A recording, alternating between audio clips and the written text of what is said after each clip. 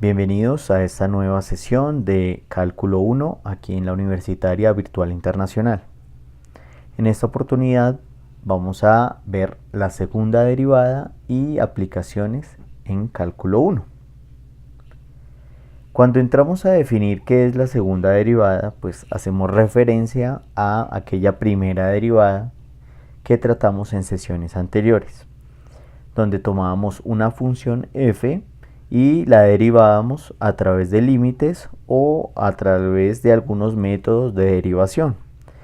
Cuando hablemos de la segunda derivada, pues no va a ser otra cosa que hacer una segunda derivada a través de una primera derivación, ¿cierto? Entonces esto pues lo llamamos como derivadas de orden superior. Cuando de una misma función hacemos una, dos, tres o varias derivadas. Entonces para aquello tenemos la siguiente notación. Entonces tenemos aquí un derivado de la función y respecto a x, ¿cierto?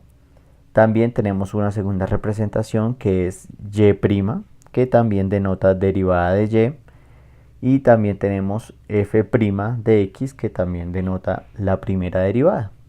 Cuando queremos hacer énfasis en la segunda derivada, pues aquí usando esta representación será segunda derivada de y con respecto a x, o aquí y2' o f2' de x, y así sucesivamente. Esto en términos de notación. Vamos a ver algunos ejemplos de las derivadas de orden superior. Dice, allí las tres primeras derivadas de la función y igual a 3x a la 3 más 4x a la 2 menos 3x más 4. Entonces, la primera derivada, como trabajamos con una función y, pues será y', ¿cierto? Y como veíamos en sesiones anteriores, para derivar este término 3x a la 3, pues tomábamos el exponente 3, ¿cierto? Lo bajamos y lo multiplicamos por el coeficiente, que es 3 en este caso. Esa multiplicación 3 por 3 pues nos da 9, lo tenemos aquí en este primer término, y al exponente de x, que en este caso es 3, le restamos 1, por eso queda x a la 2. Similar pues con este término 4x a la 2, donde 2 se va a estar multiplicando con este 4, nos da 8, y ese exponente 2 se le resta 1, queda x a la 1 o simplemente x. En el siguiente término pues tenemos menos 3x. Sabemos que la derivada de x es 1 y al multiplicarlo por 3 me da menos 3 y la derivada de un número es 0, ¿cierto? Eso a manera para recordar cómo se hacía una derivada, ¿cierto? Eso en términos de potencia. Cuando hallamos la segunda derivada, entonces simplemente será hacer la derivación a partir de la primera derivada. Es decir, vamos a derivar 9x a la 2, luego 8x y luego menos 3. Luego tengo este exponente 2 que multiplica 9, será 18, le restamos 1 al exponente, quedará x. Y aquí la derivada de 8x, pues la derivada de x es 1, por 8 es 8. Y la derivada de un número es 0. Como nos pide hallar las tres primeras derivadas, pues haremos la tercera derivada. En este caso será y', ¿cierto? La derivada de 18x será 18, ¿cierto? Y la derivada de un número es 0. Y de esta manera, pues encontramos las tres primeras derivadas de la función que nos dan. Veamos algún ejemplo con costos. Entonces nos dan la función costo c de x igual a 3x a la 3 más 2x al cuadrado menos 3. Entonces, cuando derivamos una función de costo, recordemos que hallamos el costo marginal, ¿cierto? Entonces tomamos este exponente 3 y hacemos lo mismo. Lo multiplicamos por este 3, será 9x a la 2. La derivada de 2x a la 2 es 4x. Y la derivada de menos 3 pues es 0.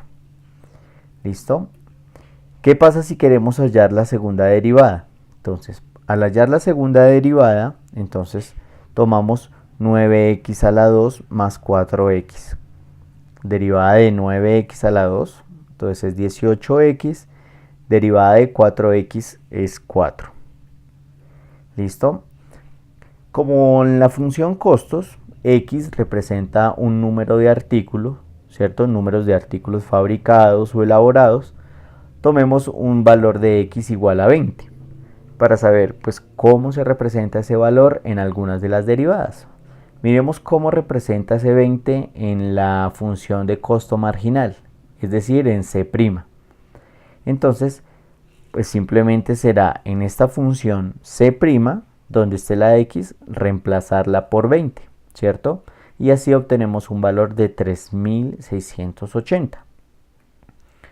También pues podemos tener en cuenta que también podemos reemplazar ese x igual a 20 en la segunda derivada, ¿cierto?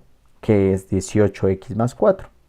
Entonces, al reemplazar x por 20 y multiplicarla por 18 y sumarle 4, obtenemos un valor de 364.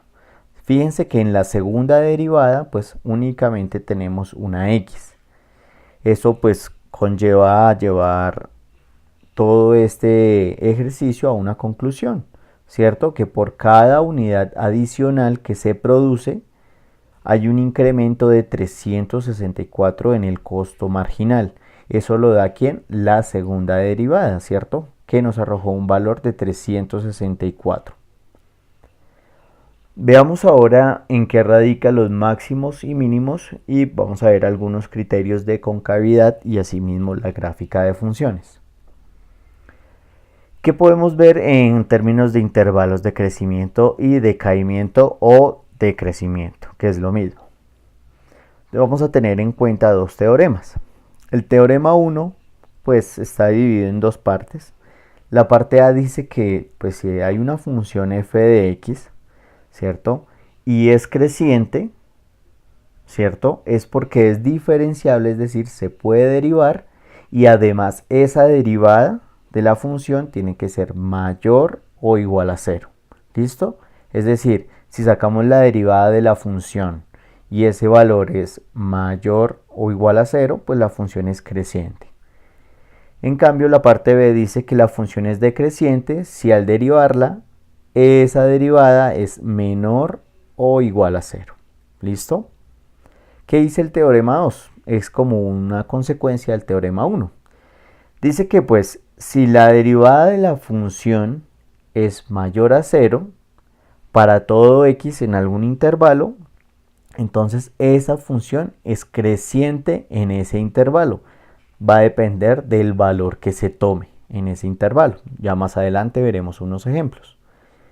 La parte B dice que si al derivar la función eso es menor a 0, para un valor que esté en un intervalo, entonces la función será decreciente en ese intervalo. ¿Listo? Veamos el ejemplo entonces. Dice, determina los valores para los cuales la función y igual a x al cubo menos 3x es creciente y o decreciente. ¿Listo? Vamos a ver para qué valores y en qué intervalos esa función es creciente y decreciente. Entonces, primero debemos encontrar la primera derivada. Como en este caso nos presentan una función con y, entonces será y'. ¿Listo? Entonces vamos a encontrar la derivada de esa función. ¿Listo? Entonces, como ya tenemos herramientas para poder derivar, entonces encontramos que y' es igual a 3x a la 2 menos 3. ¿Cierto? Ahora vamos a analizar lo siguiente. Segundo, debemos encontrar los valores de x. ¿Listo? Y esto lo hacemos igualando la función derivada a 0. ¿Listo? Es decir, tomamos aparte la función 3x a la 2 menos 3, que es la primera derivada, y la igualamos a 0. De allí, pues el objetivo es encontrar los valores de x. Como tenemos una x al cuadrado, pues debemos hacer algunos algoritmos que nos lleven a encontrar esos valores. ¿Sí? Entonces nos vamos a basar en la factorización. De esta función, pues vamos a factorizarla por medio del factor común. Es decir, tenemos que observar en esos dos términos que están señalados cuál es el factor común, ¿cierto? Y determinamos que es el número 3. Es decir, esa expresión factorizada va a quedar de la siguiente manera. Va a quedar 3 factor de ¿quién? De x a la 2 menos 1, ¿cierto? Porque yo al multiplicar este 3 por ese paréntesis debo obtener lo que está aquí arriba. Entonces 3 por x a la 2 me da 3x a la 2 y 3 por menos 1 me da menos 3. ¿Listo?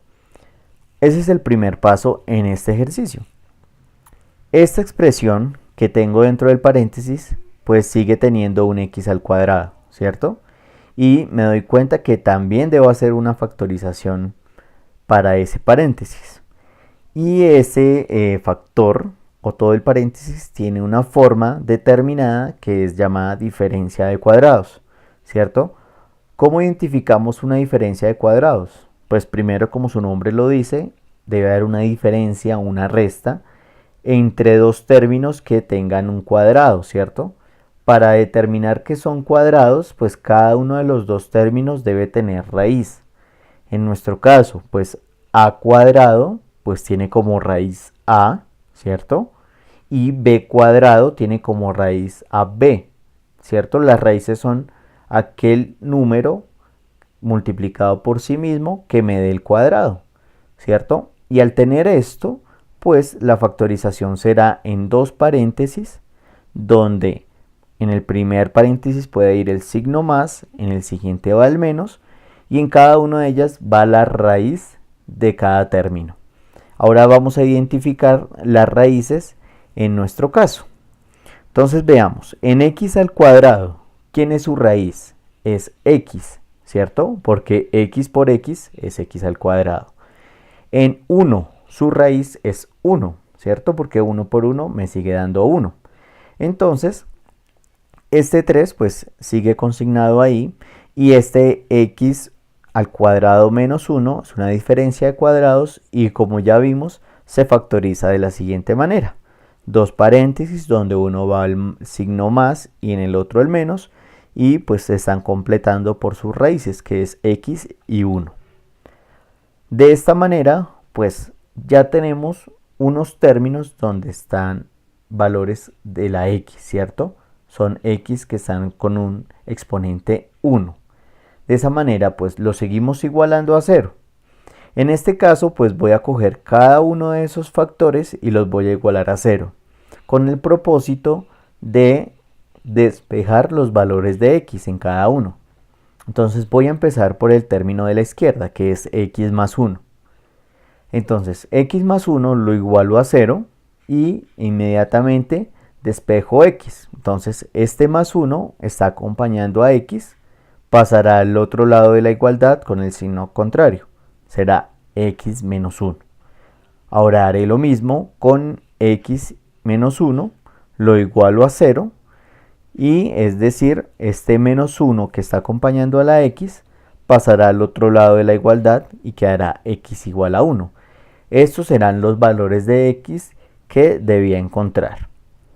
Entonces ahora vamos a determinar los intervalos de crecimiento o decrecimiento según estos valores puntuales. Para eso debemos recordar algo de la recta numérica. Entonces aquí la recta numérica pues está compuesta pues por el número 0, por los números positivos hacia la derecha y por los números negativos hacia la izquierda. Vamos a ver que por el lado izquierdo el valor más grande que yo encuentre será menos infinito, ¿cierto? El valor más grande que yo encuentre por ese lado. Y por la derecha, pues encontraré al infinito positivo, ¿cierto? Encontraré todos los números positivos. Entonces, teniendo en cuenta esta recta numérica y los dos valores que encontré de x, pues entonces ahora sí voy a formar mis intervalos. Entonces, de la siguiente manera se deben formar, de izquierda a derecha. Entonces, por la izquierda, pues encuentro a menos infinito. Luego sigo hasta llegar de izquierda a derecha hasta un punto crítico que lo encontré que es x menos 1 y encuentro el primer intervalo. Ahí se marca de menos infinito hasta menos 1. Ese será el primer intervalo. El segundo intervalo será entre menos 1 y 1. ¿Listo? Y encontraré un tercer intervalo que será desde 1 y sigo hacia la derecha y me encuentro al infinito. El tercer intervalo será de 1 a infinito. Perfecto. Y entonces, cuando yo ya tengo claro los intervalos, tendré que hacer unos puntos de prueba para determinar el signo que deberá llevar cada intervalo y asimismo su tendencia. Entonces, fijémonos en esta tabla, donde están los tres intervalos que encontré. Para encontrar un punto de prueba será un valor que pertenezca a ese intervalo, ¿cierto? Entonces, del intervalo de menos infinito hasta menos 1, escogí el valor de menos 2. Y ese valor, pues lo voy a reemplazar en la función derivada, ¿cierto? Cuando yo derivé la función, encontré que la derivada era igual a 3x al cuadrado menos 3, ¿cierto? Ahora, al reemplazar x por menos 2, encuentro que todo eso me da 9, ¿cierto? Y así encuentro un valor que es mayor a 0. Y el criterio que nos decía que era si un valor de la derivada nos da mayor a 0, es decir, la función es creciente en ese intervalo. Ya podemos determinar que en el intervalo de menos infinito a menos 1, la función es creciente. Veamos el siguiente intervalo. El siguiente intervalo será de menos 1 hasta 1. Encuentro el valor de 0, ¿cierto? Es un valor que está en ese intervalo. Al reemplazar 0 en esa función, entonces encuentro que al reemplazarlo, eso me da menos 3. Y encuentro que es un valor menor a 0. De esa manera determino que la función en el intervalo de menos 1 a 1 será decreciente. ¿Listo? Ahora vamos al último intervalo, de 1 al infinito. Tomo un valor, puede ser el número 2. Al reemplazar el 2, encuentro que la función nuevamente es 9. Y 9 es un valor mayor a 0 y la función de esta manera será creciente. Entonces ya sé que el primer intervalo será creciente, el segundo decreciente y el tercero decreciente. Entonces de esta manera retomo mis intervalos. Ya sé que el primero será creciente, el siguiente decreciente y el último será nuevamente creciente. El bosquejo de la gráfica será de esta manera. ¿Sí? Ahora interpretemos cada uno de los intervalos. El primer intervalo será desde menos infinito hasta menos 1. Entonces, menos infinito viene desde la izquierda, ¿cierto? Suponiendo que esta gráfica tiene continuidad, es decir, que se estira a ambos lados, supongamos que esta gráfica viene desde menos infinito y hasta menos 1, ¿cierto? Aquí hay una línea punteada que denota el punto de menos 1. Fíjense que la gráfica desde menos infinito hasta el momento que llega a x igual a menos 1, su comportamiento es creciente, ¿cierto? El comportamiento, recuerdo, que se mide de izquierda a derecha, ¿cierto? Fíjense que hay un comportamiento creciente en ese intervalo. Ahora analizo el siguiente intervalo, que será de menos 1 hasta 1. Entonces fíjense que desde menos 1 hasta 1, que son las dos líneas punteadas, el comportamiento de la gráfica es decreciente, ¿cierto? Fíjense que decae la función. Y de 1 hacia el infinito, pues la gráfica vuelve y crece. ¿Listo? De esta manera muestro gráficamente cómo los intervalos crecen y decrecen. Vamos a ver un ejemplo con utilidades. Entonces dice, analicemos la función de utilidad. Entonces dicen y de x igual a 80x menos x al cuadrado menos 500. Y vamos a determinar en qué valores es creciente y decreciente. ¿Listo? Entonces, recordando, primero debemos encontrar la derivada de esa función. En este caso es la función y de x. Entonces, paso a derivar esta función que es 80x menos x al cuadrado menos 500. Y pues encuentro que su derivada es 80 menos 2x, ¿cierto? La derivada de x es 1. Por 80 es 80 y la derivada de x al cuadrado es 2x. Segundo, pues paso a encontrar los valores de x igualando a 0. ¿Qué igual a 0? Pues la derivada de la función. Entonces en este caso quedará 80 menos 2x igual a 0. Nótese que en este caso la función tiene una variable x que tiene un exponente 1, ¿cierto? Aquí no debemos hacer ninguna factorización, dado que el exponente de la x es un 1. Simplemente pasamos a despejar el valor de la x. Aquí esta x está restando, la podemos pasar al otro lado de la igualdad con el signo contrario, quedará 80 igual a 2x. Y aquí pues este 2 está acompañando a x, está multiplicando, pasará al otro lado de la igualdad con la división, ¿cierto? Quedará x igual a 80 sobre 2. De esa manera encontramos que x es igual a 40, ¿cierto? Fíjense que en este caso solo encontramos un valor de x, que es 40. Ese valor de x pues nos va a dar pauta para marcar los intervalos de crecimiento y decrecimiento. Fíjense, recuerden que los intervalos siempre los empiezo desde izquierda. Desde izquierda siempre encuentro a menos infinito. ¿Hasta dónde voy a llegar? Hasta el punto crítico que encontré, que es x igual a 40. El siguiente intervalo pues será desde ese mismo punto crítico hacia la derecha, que será de 40 hasta infinito. Veamos cómo quedaría la interpretación de estos intervalos. Entonces encuentro los intervalos desde menos infinito a 40. Voy a analizar ese. Recordemos tomar puntos de prueba. Voy a tomar un valor que esté en ese intervalo, que será desde menos infinito a 40. En este caso pues tomé el valor de 0, ¿cierto? Entonces, ¿qué debo hacer? En este caso pues en la función derivada reemplazo x por 0, ¿cierto? Entonces tendré 80 menos 2x. Entonces aquí reemplazo a x por 0 y pues 2 por 0 me da 0 y únicamente me quedará el 80. De esa manera veo que 80 es mayor a 0, es decir, la función será creciente en este intervalo de menos infinito a 40. Ahora veamos la segunda parte. Tengo el intervalo 40 a infinito. Tomo un valor, en este caso puede ser 100, ¿cierto? Lo reemplazo en la función derivada y encuentro que 80 está restando a 2 por 100, ¿cierto? Y 2 por 100 me da 200, ¿cierto?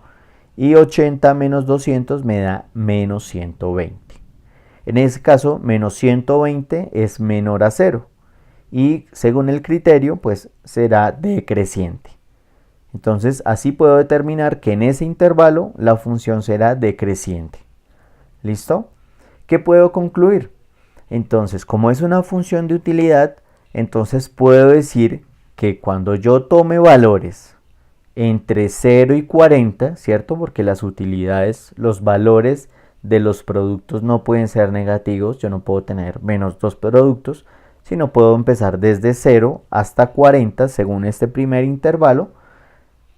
Si yo tomo desde un elemento hasta 40 elementos en una función de utilidad, puedo decir que va a haber un crecimiento en la utilidad, ¿cierto? Si yo tomo más de 40 elementos, pues ya encuentro que va a haber un decrecimiento en esa utilidad, ¿cierto? En ese caso, pues la función, y con este criterio de máximos y mínimos y de crecimiento y decrecimiento, me dice hasta qué punto mi función me puede dar utilidades positivas y en qué punto me puede dar utilidades que no lo sean, ¿vale? Analicemos ahora lo que son máximos y mínimos. Vamos a mirar alguna definición. Entonces la parte A dice, se dice que una función f de x tiene un máximo local en un punto x igual a c. ¿Qué pasa cuando x toma algún valor c? Ya lo veremos en un ejemplo. Entonces en ese punto c pues va a ser mayor a la función, es decir, va a ser el punto más alto en toda la función o cercano a c. Vamos a analizar aquí la figura número 7. Miremos aquí la figura número 7 donde tenemos varios puntos aquí en el eje x. Y nótese que en el punto, cuando x es igual a c, la función alcanza su punto más alto, ¿cierto? En este caso podemos llamar el punto P como el máximo, ¿cierto? Que corresponde a x igual a c. Cuando x es igual a c, pues la función alcanza su punto más grande, ¿cierto? La parte B de la definición dice lo siguiente. Se dice que la función f de x tiene un mínimo local, ¿cierto? Cuando x toma un valor igual a c y ese va a ser el más pequeño dentro de la función, ¿cierto? En otras palabras, esos puntos los llamaremos puntos críticos y pues se hallan de la manera en que derivamos la función y la igualamos a cero. Siempre que tomemos la función, la derivemos y la igualemos a cero, los valores que se encuentren en x nos van a marcar puntos críticos. ¿Listo? Entonces, vamos a determinar cómo esos puntos críticos van a ser o un punto alto o un punto mínimo en la función. Aquí hay unos criterios. Entonces dice, para saber si ese punto crítico es un máximo o un mínimo, bastará con derivar nuevamente. Es decir, vamos a hallar la segunda derivada y vamos a reemplazar el valor crítico para evidenciar lo siguiente. Entonces, cuando yo halle la segunda derivada, fíjense acá dice, si hallo la segunda derivada y eso es mayor a 0, entonces en ese punto x igual a c, o en el punto que yo tome, encontraré que el punto será un mínimo, ¿cierto? Si yo hallo la segunda derivada y el valor es menor a 0, encontraré que en ese punto el punto será un máximo. ¿Vale? Veamos un ejemplo. Entonces vamos a determinar los valores máximos y mínimos locales de la función f de x igual a 2x a la 3 menos 3x. ¿Listo? Entonces, primero, ¿qué debemos hacer? Derivar la función e igualarla a 0, ¿cierto? Entonces vemos aquí que la derivada de 2x a la 3 es 6x a la 2 y la derivada, perdón, esto es menos 6x, ¿cierto? Y la derivada de menos 6x será menos 6. La derivamos y eso la igualamos a 0, ¿cierto? Despejamos esa variable. Entonces vamos a recordar que al despejar la variable podemos utilizar cualquier método de factorización o que nos ayude a despejar los valores de x. Entonces veamos aquí la derivada. La retomamos. Entonces, al retomarla, entonces despejamos lo que es la segunda derivada y la igualamos a 0. Esta función es similar a un ejercicio que resolvimos hace poco, ¿cierto? Aquí tenemos como factor común de estos dos el número 6, ¿cierto? Y de ahí 6 va a multiplicar a x al cuadrado y a menos 1, ¿cierto? Multiplicamos 6 por x a la 2, que me da 6x a la 2, y 6 por menos 1, eso me da menos 6. Nuevamente, encontramos un valor o un factor x a la 2 menos 1. Ya habíamos visto que es una diferencia de cuadrados, ¿cierto? Y lo podemos factorizar de la siguiente manera. Un x más 1 y un x menos 1. Teniendo eso en cuenta, pues encontramos los valores de x igual a menos 1 y x igual a 1.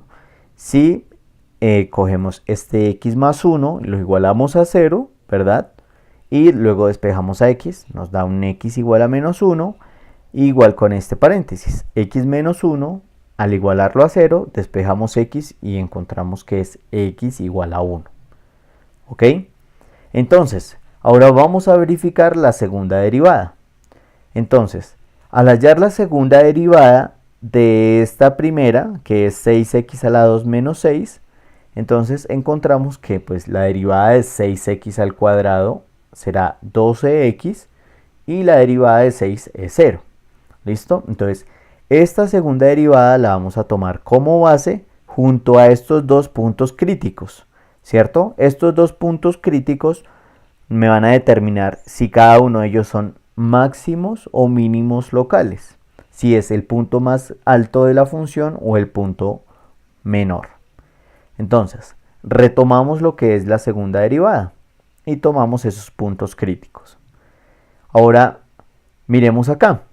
Tomemos el valor de la segunda derivada y evaluémoslo en x menos 1. Entonces, si yo reemplazo a x por menos 1, ¿cierto? En esta segunda derivada encontraré que será un valor de menos 12, ¿cierto? Porque 12 por menos 1 me da menos 12. Y si ese valor pues es menor a 0, encontramos un punto máximo, ¿cierto? Según los criterios que nos habían dado. Si ese valor es menor a 0, en ese punto, en este caso x igual a menos 1, encontraremos un punto máximo. Hagamos lo mismo con x igual a 1. Entonces, 12 por 1 me da 12 y 12 lógicamente es mayor a 0 y en este caso, si el valor es mayor a 0, encontraré que ese punto será un mínimo. Entonces, aquí retomo las conclusiones que saqué. En x igual a menos 1 es un punto máximo y en x igual a 1 es un punto mínimo. De esa manera yo ya puedo analizar este bosquejo, ¿cierto? Fijémonos que aquí en menos 1, fíjense, encontré un punto máximo, ¿cierto? Para la función. Y aquí en x igual a 1 encontré un punto mínimo, un punto bajo de la función, ¿cierto? Veamos ahora los puntos de inflexión. ¿Cómo ellos son protagonistas a la hora de mirar la concavidad de una función, ¿cierto? Esos puntos de inflexión lo que marcan es la pauta cuando la función va a tener un cambio en el comportamiento, ¿cierto? Entonces, para aquello podemos utilizar la misma metodología que usamos en el análisis de crecimiento y decrecimiento. Nos vamos a basar en la segunda derivada en vez de la primera.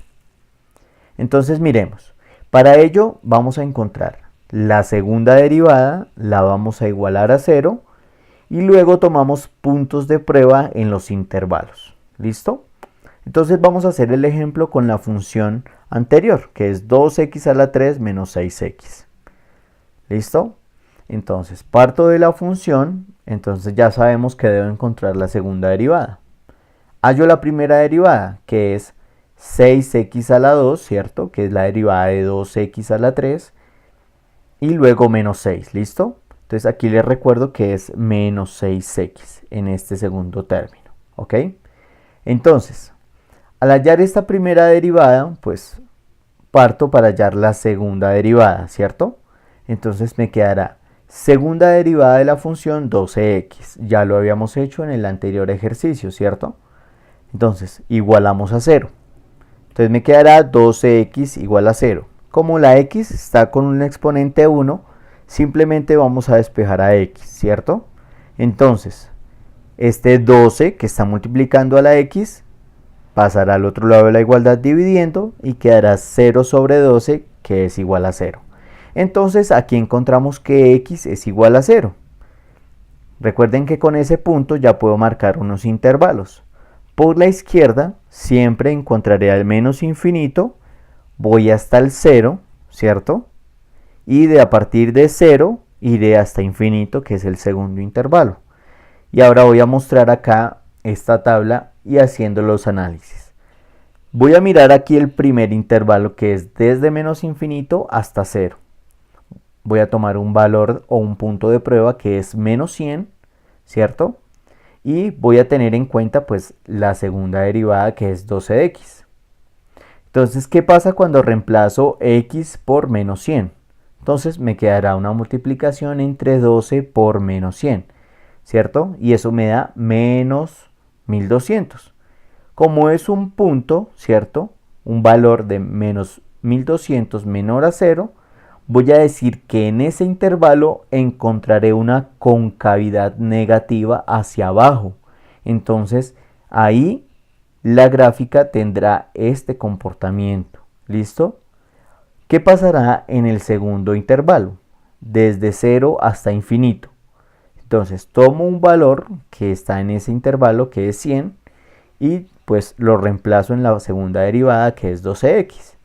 Al reemplazarlo me quedará 12 por 100 que será 1200. Y 1200 es mayor a 0. En este caso encontraré una concavidad positiva y la gráfica irá hacia arriba. ¿Listo? Ahora miremos eso cómo se representa en la gráfica. Entonces recordemos, en este intervalo, en el primer intervalo, desde menos infinito a 0 hay una concavidad negativa y en el segundo intervalo habrá una concavidad positiva. Entonces veamos. Sé que x igual a 0 es el punto de inflexión, ¿cierto? Veamos por qué es un punto de inflexión.